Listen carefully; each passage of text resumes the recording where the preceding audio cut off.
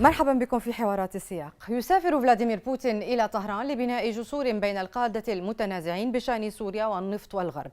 ويخطط الرئيس الروسي هذا الأسبوع للقاء رئيسي تركيا وإيران فليبحثوا عن حلفاء. للمزيد من المتابعة حول هذا الملف ينضم إلينا سيرجي ماركوف المتحدث السابق باسم الكرملين وعضو مجلس الدوما الروسي السابق. سيد سيرجي، مرحبا بك معنا. Thank you. هل يبحث بوتين عن حلفاء؟ Of course, Russia very much interesting to break through sanctions which are imposed by United States and European Union and their allies. But also, Russia is interesting to create the new international system which will respect independent sovereignty of the different nations and civilization to choose their way and not to be students with American and European professors. That's why Russia building informal or soft alliances with those countries which are interesting about this. We can see that Iran very interesting about sovereignty and specificness of its political system. If you know, there are some specifics, but nevertheless, elections in Iran is real elections. And Turkey, nevertheless, it's member of NATO. Turkey nevertheless denied to join anti-Russian sanctions, nevertheless the pressure from United States and European Union. Also, Russia now have BRICS organization and new information that Saudi Arabia, Egypt and Turkey is going to join this BRICS organization.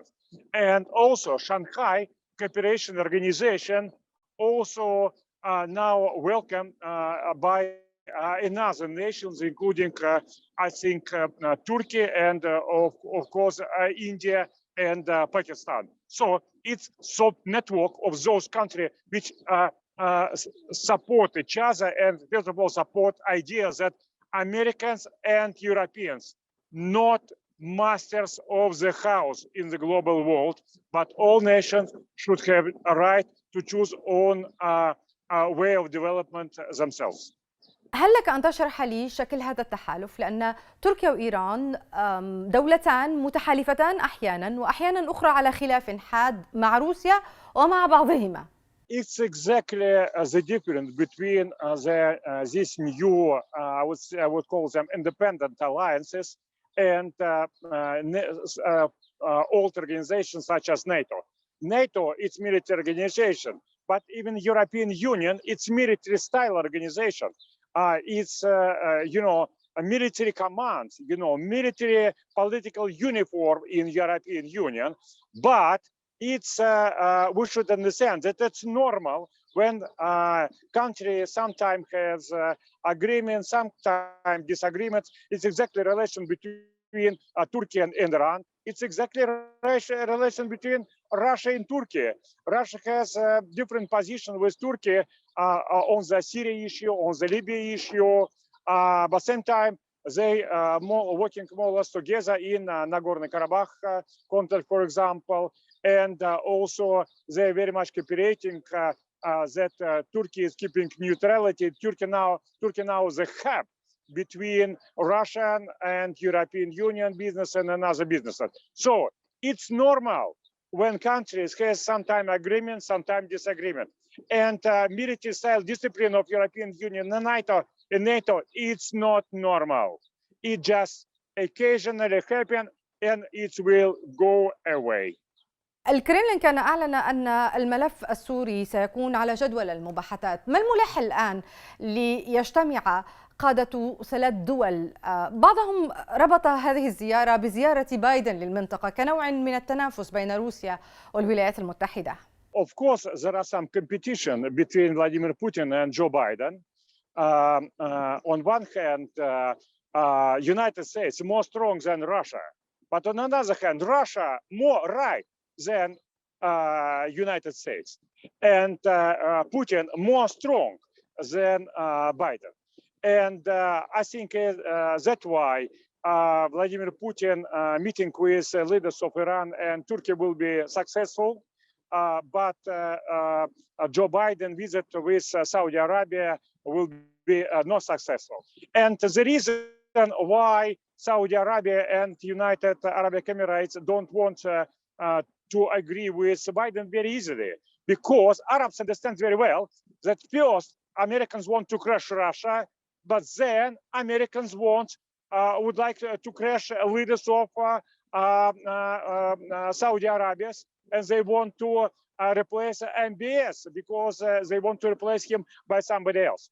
That's why leaders of Arabic countries and Turkey and Iran support Russia in their fighting against European Union and United States, because they understand that Russia is fighting, when Russia started fighting for own independence and sovereignty, Russia fighting for the principle of independence of sovereignty.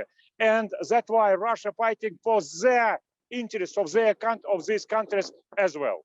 باعتقادك هل تمثل الزيارة فرصة لتعزيز الدعم العسكري والاقتصادي لمواجهة المساعدات الأمريكية لأوكرانيا والعقوبات المفروضة على روسيا؟ As I know that if you look at the United States and European Union, they, I would say, more exactly, no military aid to Ukraine, no at all. Turkey doesn't help. Turkey just sell some of the weaponry and making good advertising of Bayraktars. But European Union and the United States doesn't help Ukraine. European Union fight against Russia by hands of Ukrainians.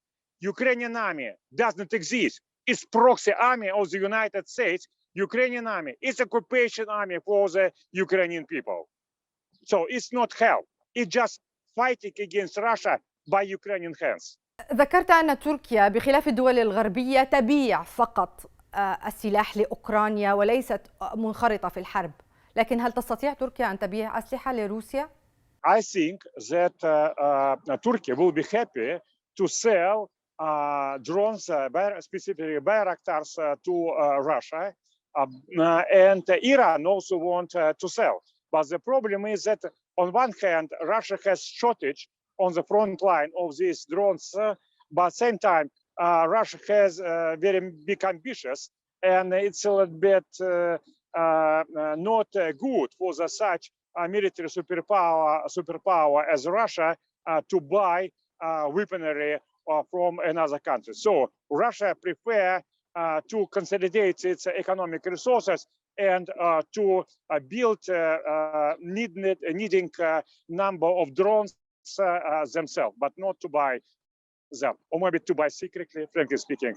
I would suggest that Russia probably is buying some drones from Turkey and Iran, but secretly. It's not information, it's just my guess. سياق حديثنا يدفعني لسؤالك عن تصريحات البيت الأبيض الأخيرة التي جاء فيها أن روسيا تسعى للحصول على مئات طائرات من دون طيار من إيران، بما في ذلك تلك القادرة على إطلاق صواريخ. ما تعليقك؟ I understand Russia interesting to have some drones because now it's have shortage. But now Russia try to produce it. Some drones in produces, for example, in my native city. I know it's very well from my former classmates and friends and so on. It's working very intensively. Russia very interesting to have technologies about drones, both from Iran, Turkey, and from United States and European Union. But European Union and the United States deny to do it, and other countries will accept. I think Russia will build its small but very effective industry of producing drones very quickly and effectively, and they will use secret help of Iran and Turkey. سؤالي الأخير ربما هو أكثر مباشرة، ما الذي يمكن أن تقدمه إيران لروسيا؟ لأن هناك من ربط الأمر بالطريق التجاري المهم وكذلك الخبرة في الالتفاف على العقوبات وتصدير النفط. هل هذا ما تحتاجه روسيا من إيران؟ Yes, Russia now try to not to avoid, but break through American and European sanctions. And Russia very much insisted about many decades experience of Iran in doing this. And I know that Russian officials very carefully studying this experience, and they not only have information how Iran's do it, Iranians do it, but also Russians making cooperation with Iranians of avoiding and crashing these sanctions altogether in cooperation. سيرجي ماركوف، شكرا جزيلا لك للمشاركة معنا في حوارات السياق. الشكر أيضا موصول لكل مشاهدينا على طيب المتابعة. إلى الملتقى.